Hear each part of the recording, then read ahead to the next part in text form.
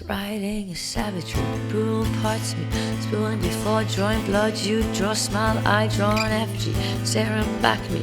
Bitter lost parts of my heart that are moving and shaking. When it's waving, it's holding and breaking, taking a stand, best way I can. Best way I can, best way I can. Do you want me to hold your hand while I say this? Time is falling, I'm not ageless. Feel the crimes, unbind the pages, break the spines and erase the raising.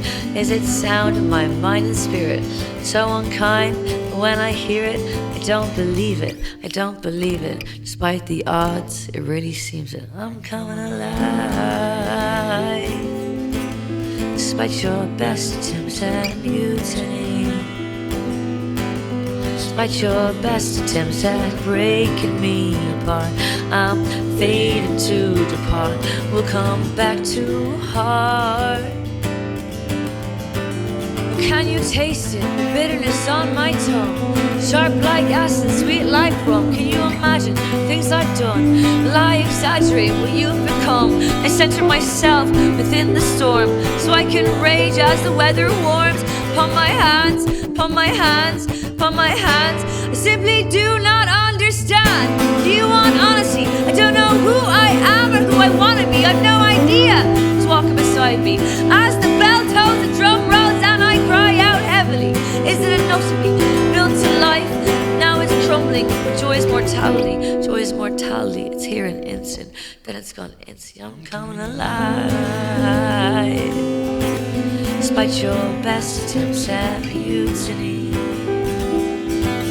despite your best attempts at breaking me apart, I'm fated to depart. We'll come back too hard. I'm coming alive.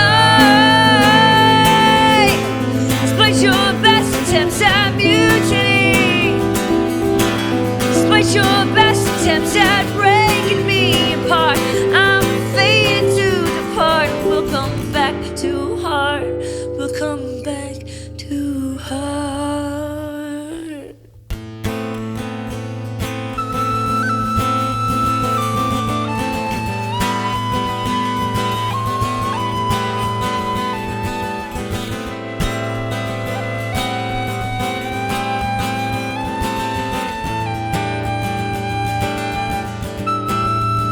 Cause I'm coming alive.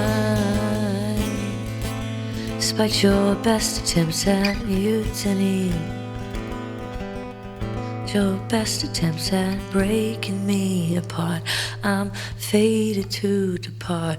We'll come back too hard. We'll come back too hard.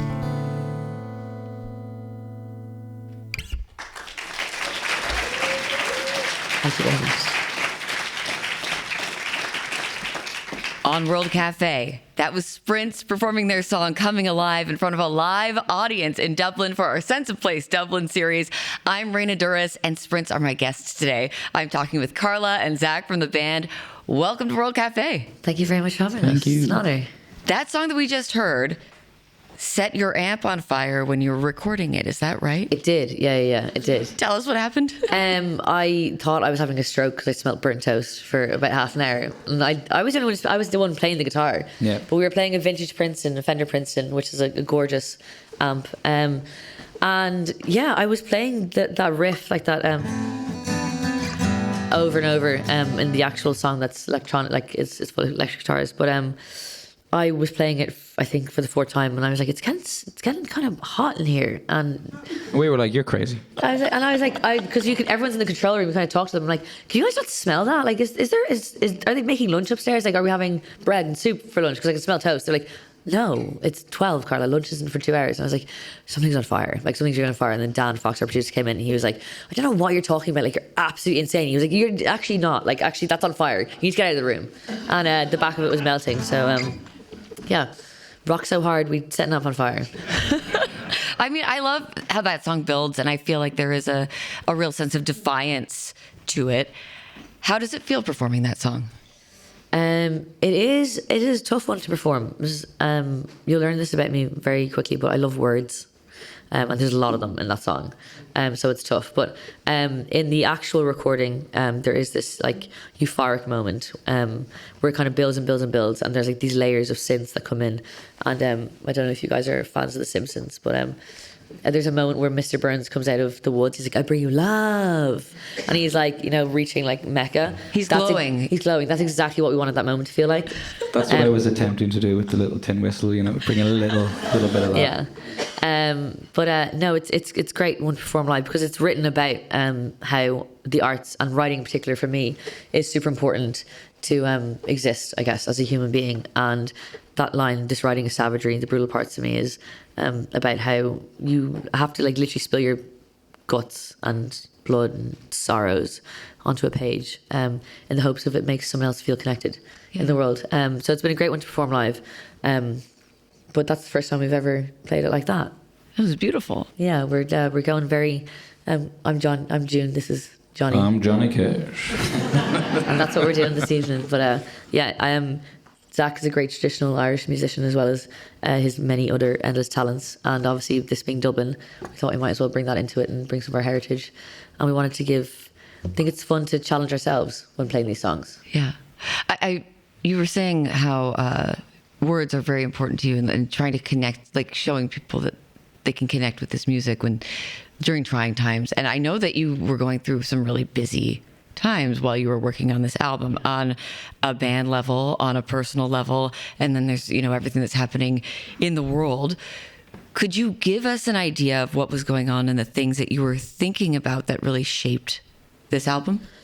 I think the best way I can describe 2025 as a year for us is kind of like emotional whiplash, because it was a very beautiful time of our lives. We became full-time musicians for the first time, despite having done this since we were kids, essentially. And we put our second record out, and we were able to give up our day jobs and live the dream, and it was incredible. And we have this beautiful family unit that when we refer to it as a family, and it's our crew, it's our team, it's our partners, our friends, people who come on the tour bus. Everyone is part of the Sprints family.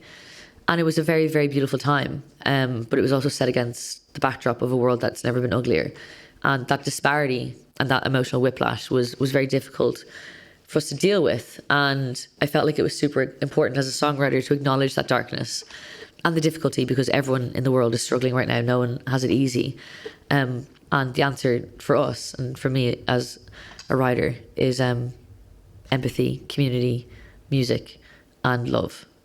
For you personally, how does songwriting help you process what's going on in your life? It's like the one time my head shuts up, honestly. I think it's a necessity, I think, and it can be very difficult to come to terms with that. But I also think that the arts in general are quite undervalued and underappreciated. I think if you look at times of struggle as the human race that we've gone through together, like COVID, the one thing that we turned to immediately was music, poetry, film, TV, house party, Zoom chats, and connection and games, and because we needed to feel like we weren't alone in this. And I think in times of despair, the arts are always there for us, and they're the first thing we turn to. And then in times of prosperity, they're the first thing that we discard.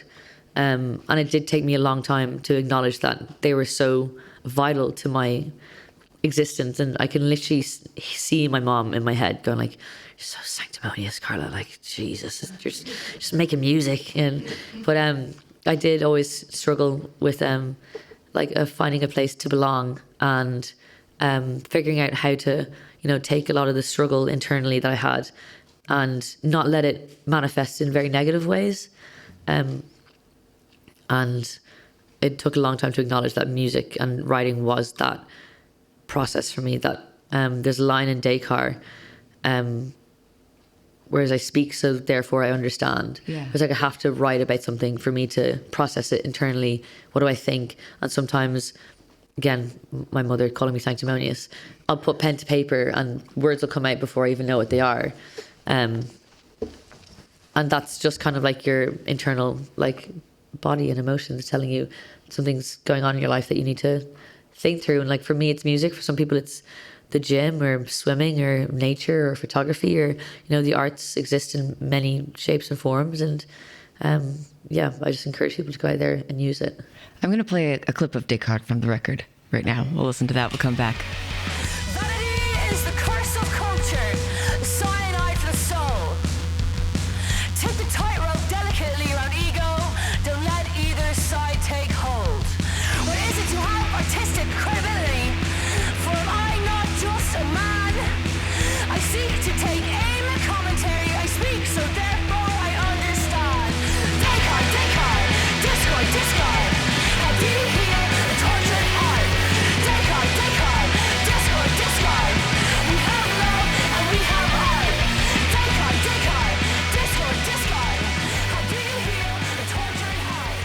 was a bit of Big Card from Sprints on World Cafe. I'm speaking with Carla and Zach of Sprints today on the show. It is just the two of you, like you said, performing today for us. What we're hearing is a little different from the recordings on the album. How did you think about translating that sound into what you're doing here? Well, I think first of all, we, at time of recording this, the Big Thief episode of this had just aired, and we're massive Big Thief fans, and we love folk music, and everyone in the band loves folk music, and we thought it was kind of fun to challenge ourselves, but also there is kind of a running joke that I'm June Carter and this is Johnny Cash, and we want to start a Johnny Cash cover band. So there's been many drives in a van where we just play like Johnny Cash and like country music and sing along top of our lungs. So like this is kind of inevitable that we would end up trying to do a little bit of that. Well, you know that I have to ask you to give us a little taste of that right now, right? Can you just a tiny bit? You want a bit of Jackson or do you want a bit of Folsom Prison Blues? Okay, we do only know one verse, so we will just sing it 3 times.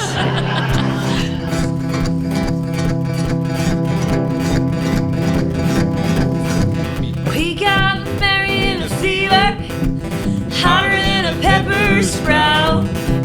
We've been talking about Jackson ever since the fire went out. Oh, I'm going to Jackson. Jackson Town.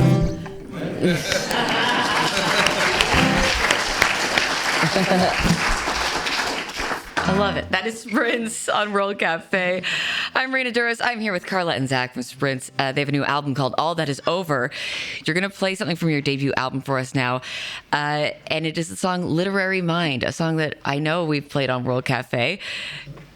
You dedicated this song to the queer community when you played it in Boston a little while back. Yeah. Could you tell us why? Love them.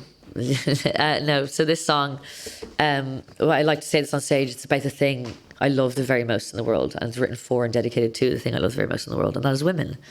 And I think it was it's a song about, you know, falling in love and struggling with your sexuality a little bit. And I think the queer community, and particularly the trans community, are under a lot of attack at the moment. Very undeservingly so, because I don't think it's the trans community that are, you know, starting wars or robbing banks or spending all our capital on, I don't know, Bitcoin. So I think it's a community that needs to be spoken out for, and we use our platform for them whenever we can. But Literary Mind was like a bridge single, I think, when we didn't know what we were going to do next. Will you play it for us? No. Okay. Well, good night, everyone. Been playing this for years. No, Here's Sprint's Literary Mind live for World Cafe. I've got it.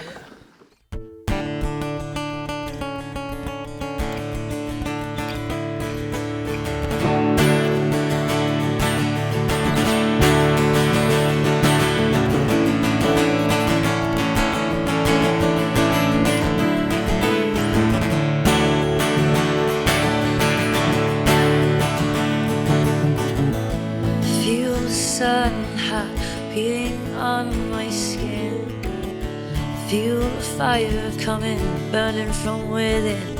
And I swear I know this place, swear I've seen this all before. No, I dreamt this time and place, I woke up sweating on the floor.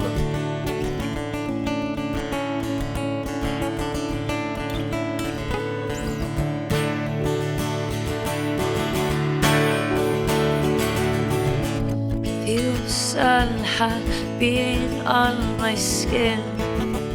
Feel the heat coming, burning from within. And I swear I said my name, swear I spoke to her before. No, I dreamt this time and place, woke up sweating on the floor. And I tell her, and I tell her, and I tell her, and I tell her.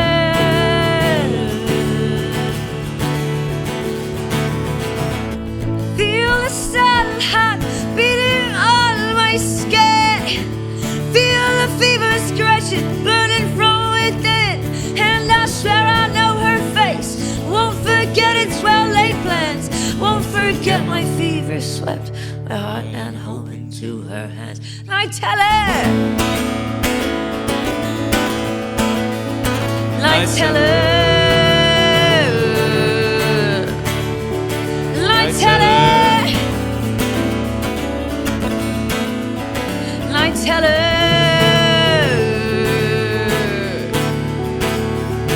Got a literary mind, she's got a literary hand, from the confines of a page.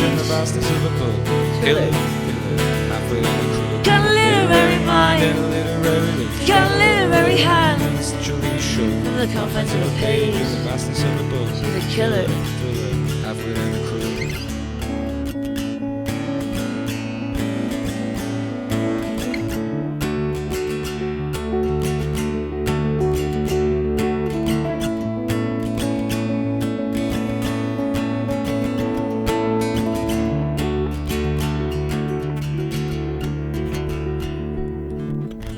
Played this game before, and she's winning.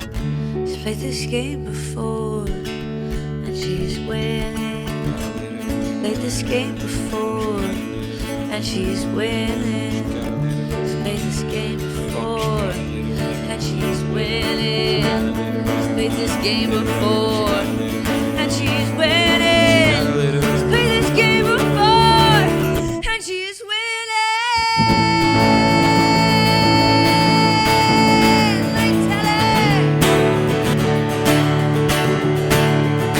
I tell her, I tell her, she's got a literary mind, got a literary hand, from the confines of a page, killer, thriller, half-literary book, literary mind, she's got a literary hand, from the confines of a page, the vastness of a book, killer, thriller, half-wit, and a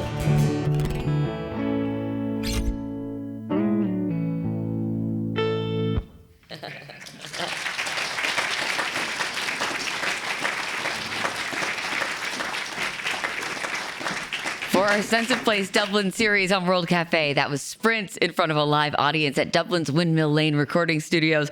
I'm Raina Duras. That was Literary Mind from their debut 2024 album, Letter to Self. I'm talking to Carla and Zach from the band. Now, Zach, I know you're a newer addition to the band, but I know that a lot of you have been friends for a long time. Carla, could you tell us how the band sort of met, the bulk of the members of the band met? So I met Jack and Sam originally through someone I was dating at the time. The relationship lasted a significantly less amount of time than the band did. And I like to say I kept the boys in the divorce. But I was a bit of like a bookish kind of kid, and I loved music and I loved guitar and I loved writing, but I never realised I could combine my love of those. So I didn't actually have a lot of friends who were musicians. So when I met Jack through my partner at the time, my now ex, I remember I sent him like this big long-winded like Facebook Messenger message being like, hey, like I know you are in a band already, but if you ever want to like, I know, like hang out and blah blah blah. He was like, Carla, all you have to say was like, do you want to jam? Like that's how simple it could have been. And then Sam was brought in, and it kind of, I think it's honestly the only band I've ever been in, so I don't know any different, but the chemistry was pretty immediate, and it was great to be able to sit in a room with people and to just like pick up an instrument, like music just kind of happens. And that is how natural it is. But I think the main reason it started was that we all grew up loving really like noisy, heavy, loud music, which is so funny that this is maybe some of your first experience of us is this version of the songs, because I'm loud and we're very loud. But we wanted to make music that mattered, and that was also still fun and was like energetic, and somewhere you could go and like sweat and dance and mosh and, you know, let all your frustrations out in the world. And we were a very close unit. And when Colm decided that he wanted to leave because he was your guitarist, I should our say. guitarist at Colm decided to leave Sprints after one of the 6 tours we had planned that year, and after the debut album came out, and we'd only done 30 shows and we'd 78 left to go.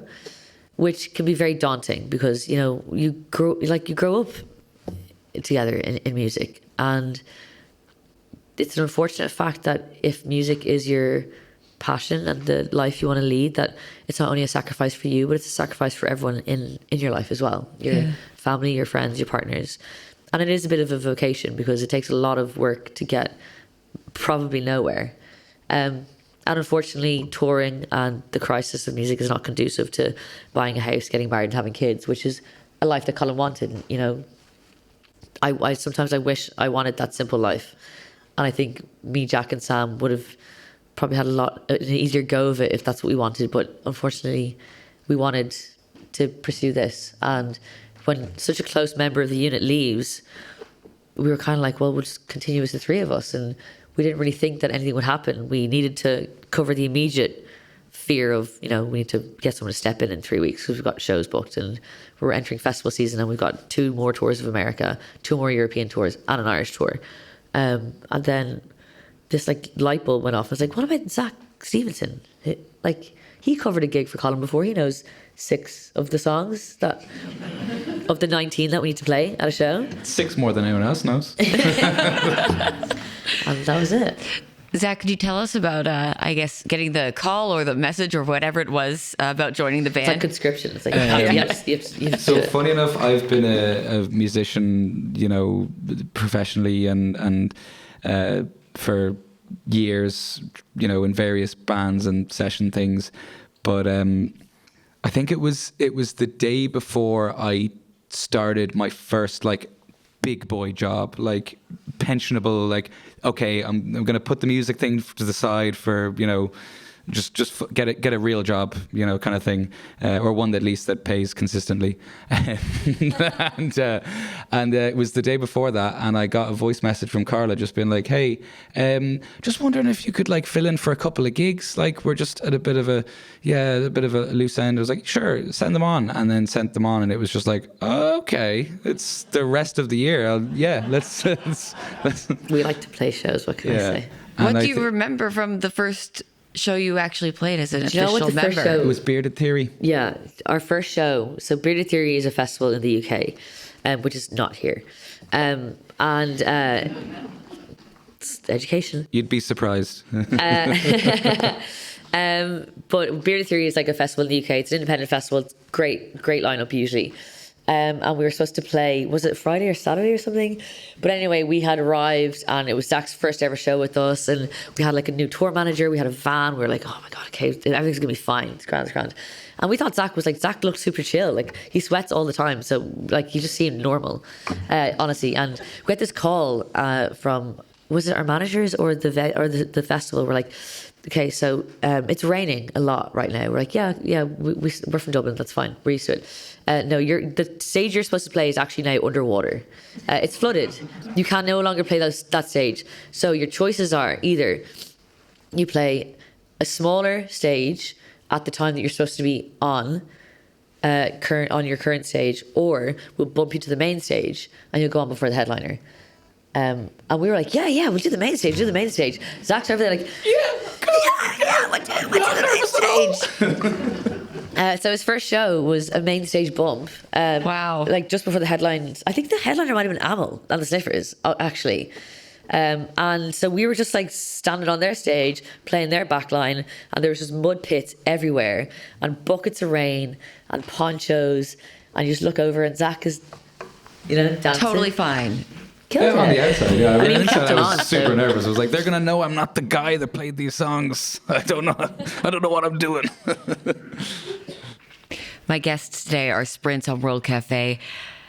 Carla, being a front woman when the rest of your band members are men, have you noticed a difference in the way that people talk to you compared to them, or Not at all, or no. other bands that are fronted by guys, stuff like that?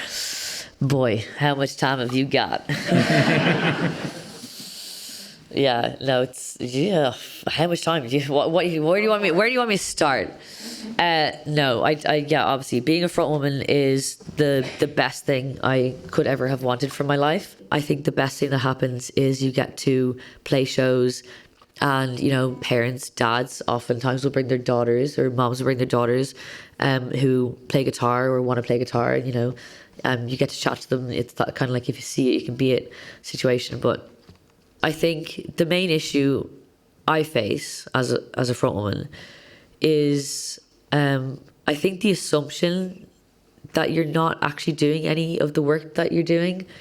That, if there's a guitar solo in a song, everyone's like, Zach, that's a great solo. I was like, that's not me, that's Carla. Or, that you can't really play the guitar, or you can't really sing, and your body gets criticized, your looks, like your sexuality, everything. And people love to label us as a political band. And I'm happy to wear that label, and I'm happy to use my platform for good, but I never write about politics per se. I write about my life, and I happen to be a queer woman who is a front person of a band and is a woman.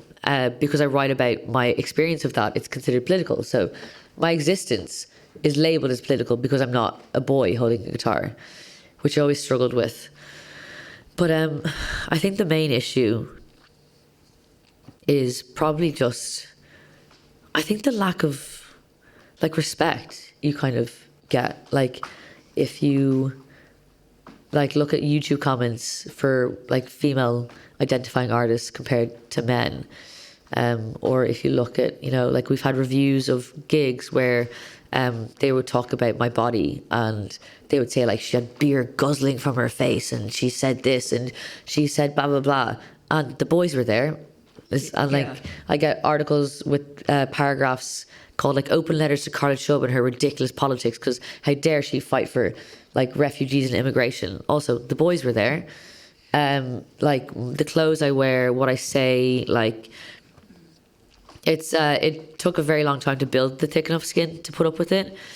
And I also think that for some reason people think that there's only so much space in the world for women, that if you look at any female band or artist or female identifying person in the arts, guaranteed 9 times out of 10, if you scroll their YouTube comments, they'll be like, well, they're just a rip-off of the Breeders. They're just a rip-off of Courtney Love. They're just a rip-off of whoever, Celine Dion. She's a rip-off of Britney Spears. Because we already have one female pop artist. We already have one female rock star. It's only we don't need another one. Not enough room for all of those. Yeah, because then you're just going to be a knockoff of them. I'm like, have you seen the boys in black leather jackets and bands? Have you heard of Geese and the Strokes? It's the same thing. Arctic Monkeys, same font. Same band, different font. I also think there's this terrible upswing at the moment of focusing and supporting male artists only, and unfortunately there seems to be such a massive rise of misogyny again, where people don't even realize that it's misogyny. I think I'm such a devil for it. If I see a band put up a tour and there's 4 bands supporting that band on tour and not one of them is a female band, I'll be the first one in there with a comment. Do you still read the comments? Have you you tune out that I noise, read them. or you just embrace the noise? I read them, and now I laugh at them. I read them, I screenshot them, I make carousels about them. So I'm coming for you, don't worry. All right, let's get into another song, and we'll come on back and talk some more. This song is also from Letter to Self. What can you tell us about Up and Comer? So Up and Comer is essentially kind of, a very similar topic. It's about the struggle of being a woman in the music industry, and particularly the heavy music genre, and how you're kind of consistently, people love to shout about female artists and support them when they're kind of up and coming and they need diversity in their lineup, or if there's oh, it's Women's Day, where are the women at? Oh, sorry, we're playing Pride, we need a gay woman all of a sudden, and you're always this up and comer, and the pressure of being up and coming was when do I arrive? Yeah. When have I arrived? And yeah. Well, here it is. Live from World Cafe, Up and Comer from Sprints.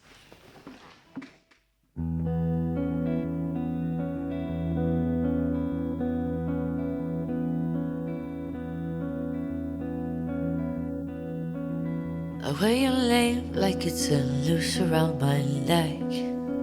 I slipped a rope to fall just right into the net, and I wear a smile like it's a runner. You're despised like a badge of honor. They say she's good for an up-and-comer. She's good for an up-and-comer. Wear your smile like it's a runner. You're despised like a badge of honor. They say she's good for an up-and-comer. She's good for an up-and-comer. Swim the seas between paranoia and disbelief. I reach the surface, but the air is hard to breathe. And I wear a smile, gets a runner. You're despised like a badge of honor. Say she's good for an up-and-comer. She's good for an up-and-comer. The way you smile like it's a runner. You're despised like a badge of honor. Say she's good for an up-and-comer. She's good for an up-and-comer. And if you beat her like a drum, if you beat her like a heart, that she'll fight for you still. I swear to God, she'll make a start. Say she's good for an up-and-comer. Can I please be an up-and-comer?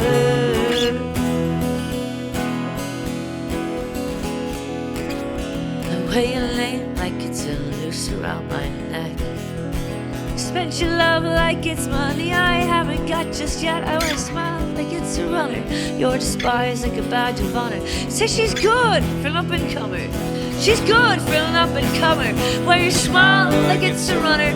You're despised like a badge of honor. Say she's good for an up-and-comer. She's good for an up-and-comer. If you beat her like a drum, if you beat her like a heart, then she'll fight for you still. I swear to God, she'll make a start.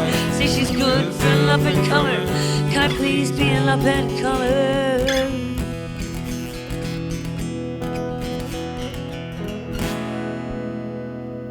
Here we go, the devil's knocking at my door. Here we go, the devil's knocking at my door. Here we go, the devil's knocking at my door. Here we go, the devil's knocking at my door. Here we go, the devil's knocking at my door. Here we go, the devil's knocking at my door. Here we go, the devil's knocking at my door. Here we go, the devil's knocking at my door. If you beat her like a drum, if you beat her like a heart, but she'll fire, be still. I swear to God, she'll make a start. Say she's good for an up-and-comer. Can I please be an up-and-comer? And if you beat her like a drum, if you beat her like a heart, I bet she'll fire, be still. I swear to God, she'll make a start. Say she's good for an up-and-comer. Can I please be an up-and-comer?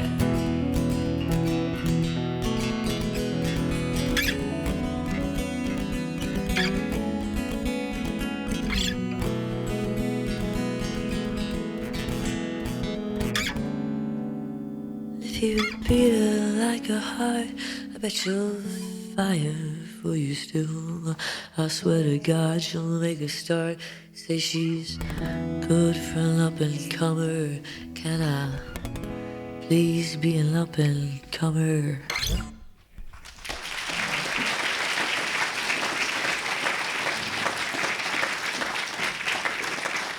I love that song. You're listening to World Cafe. I'm Raina Duras. That was Sprints with a performance of their song Up and Comer, recorded live at Windmill Lane Recording Studios in Dublin for our Sense of Place Dublin series. Sprints have a new album called All That Is Over. That was from their breakthrough debut album, Letter to Self. And that album, I mean, got you traveling all over the world. You were kind of catapulted into this busy schedule, all the success. Have there been any pinch me moments for you in this band? This World Cafe? Other than this. That's very kind, though. Do you know what? I don't know if this is what you think of immediately when you think of pinch me moment. And my mother, who loved to call me the sanctimonious mother that I mentioned before, I think people have seen us try to do this for a long time, and we wouldn't be here. It takes a village to raise a family. It takes an entire effing town to raise a band, because you need the support of your entire community. But I remember one day we came back from, I think it was America, and I was sitting in my mom's house, and she just went, "God, you're really doing it." And I was like, "What?" She's like, "I always just thought you always loved music. I never thought you'd make it more than a hobby. I can't believe you've actually done it." And I was just like, I'm actually gonna start crying. I was like, whoa, okay. She drove me to every single guitar lesson I ever had. She bought every guitar I ever had. She introduced me to Elvis Presley and Dire Straits and Joni Mitchell and all the greats, obviously.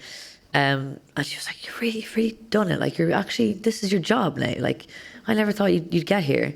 So that was kind of a big moment for me, because my dad used to always rinse me for not being able to play like Pink Floyd and stuff when I was 14. And my mom would be like, if she could play like Dire Straits, she'd be paid like Dire Straits. And I was like, dead right, Jane. Yeah. And now, certainly not getting paid like Dire Straits, but I can certainly play like Dire Straits at least. Yeah.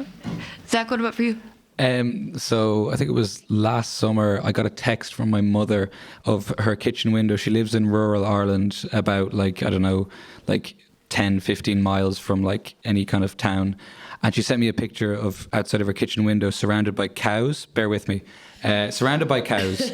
And she was like, I'm trapped. Like, there's just cows everywhere. I can't, like, I don't know what to do. Eventually, about like 2 hours later, the owners of the cows came to pick up like their herd, I guess. Yeah, their cows. And she was chatting to them, whatever, and they got on really well, really nice. Then they came over for tea like another day, and they were chatting, and she was asking, like, they were asking my mum, like, oh, and what are your kids doing? No, the owners of the cows, her neighbours, I guess, were asking, like, oh, what do your kids do? And she was like, oh, well, one of my sons is in a band. I was like, oh, what's the band? Sprints. And the dad, like, face dropped. This is what my mum told me. The dad and his daughter are like super Sprints fans and had no idea. And then, of course, we brought them to the gig, brought them backstage for Vicar Street and stuff.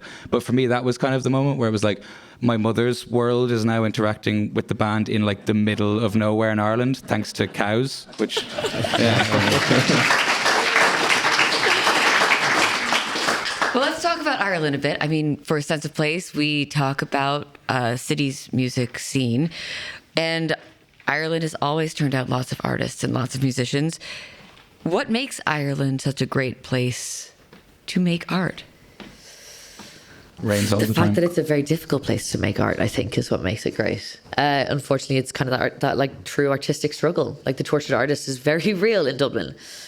We are a European city that has some of the highest rents in the EU. We have little to none in artistic support. There are some great people doing great work for the arts in Ireland, but there's not enough to go around. We've got housing crises, mental health crises, rise of the right crises.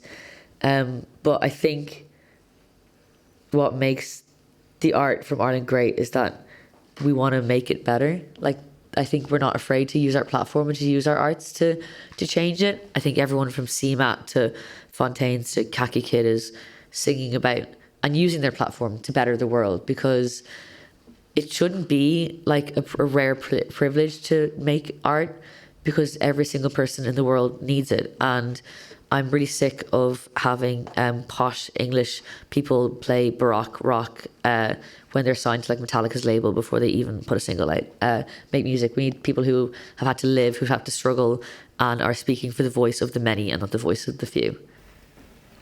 That connects to kind of what I was going to ask you next, which we've talked about how your live shows are they're very loud, they're very intense. What kind of energy are you trying to cultivate in those shows? And how do you see that as a vehicle to connect with people? I think the main thing we're trying to communicate in our live shows, and I think it should be kind of with the arts in general, is rage as a form of positive catharsis and community as an act of resistance, is how I would probably sum it up. Because there's a lot for people to be angry about in the world, and we're allowed to feel anger, but anger doesn't have to inherently be a negative emotion. To be angry also means that you care deeply about something. So I want to, be my loud, mouthy self with my angry voice, but use it to affect positive change.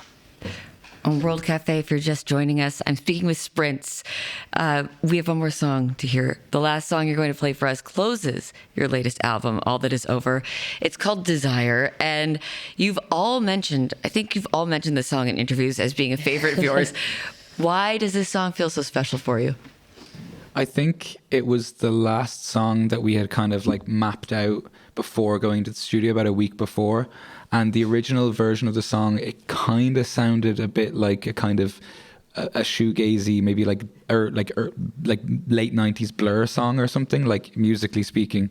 We turned around and said, what if we played this song like it was the last song, but also the first song of the album? Yeah, we the whole record as a whole is based. We wanted to build a world that's based very much rooted in reality, and the real world is becoming more and more dystopian. It was written, a lot of it was written in the States. So your re-election campaign and what was happening politically in the States and what was happening around the world.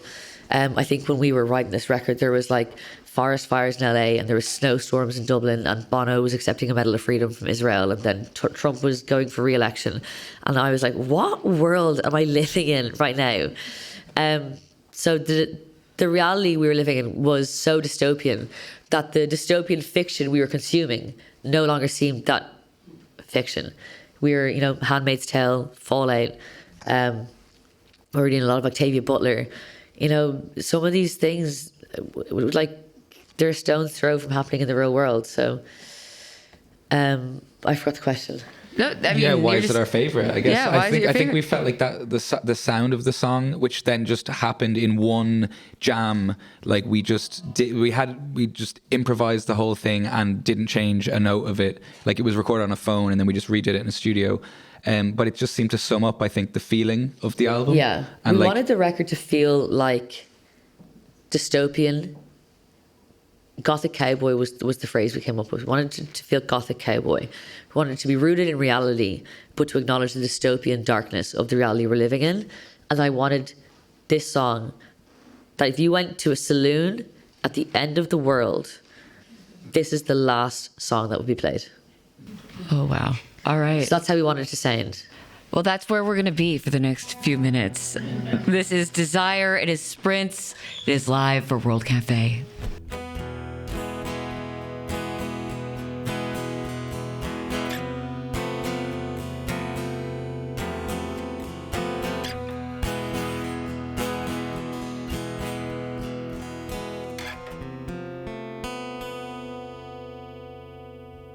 Walk slow, it's coming round the corner, you can hear it call.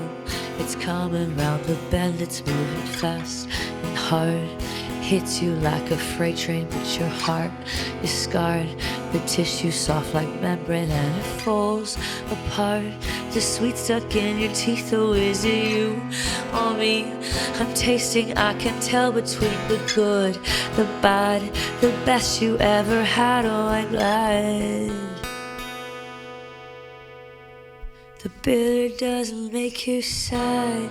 The tears are running down in teams. Oh, I do believe I'll lick them from your cheeks. I'll pull you up the stream, carry crucifix and country just to hear you scream, scream and set you free.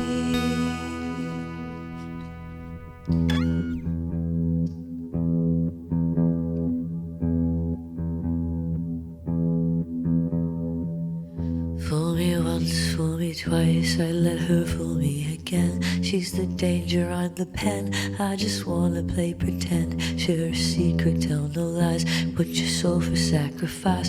Push your lips and let live die, I wanna eat you alive.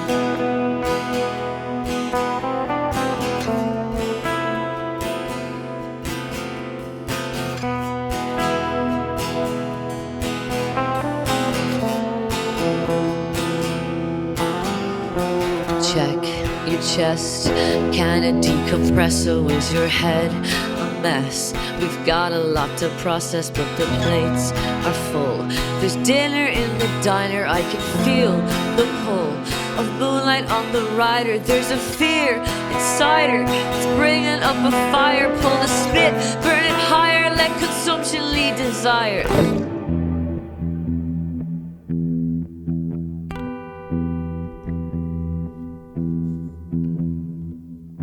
Fool me once, fool me twice, I let her fool me again. She's the danger, I'm the pen, I just wanna play pretend. Share secret, tell no lies, put your soul for sacrifice. Press your lips and let live die, I wanna eat you alive.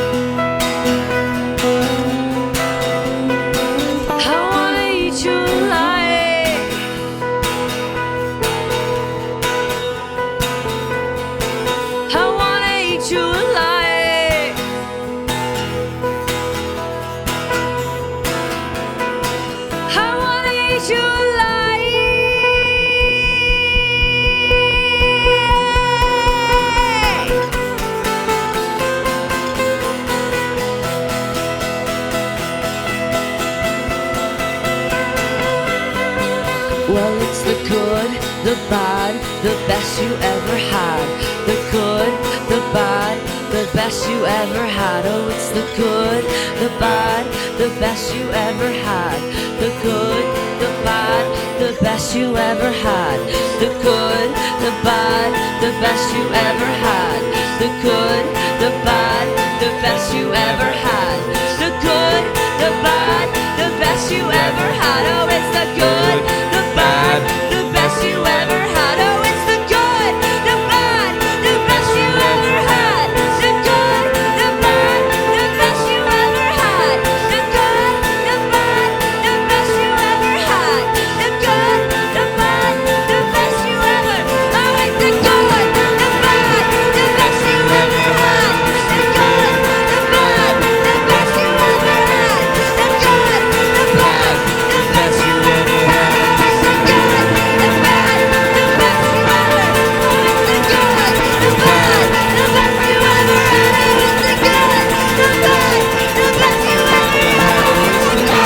the bad, the best you ever had. It's the good, the bad, the best you ever had.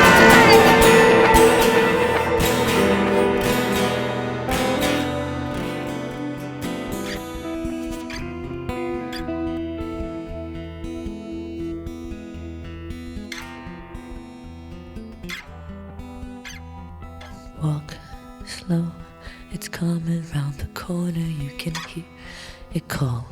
It's coming round the bend, it's moving fast and hard. It hits you like a freight train.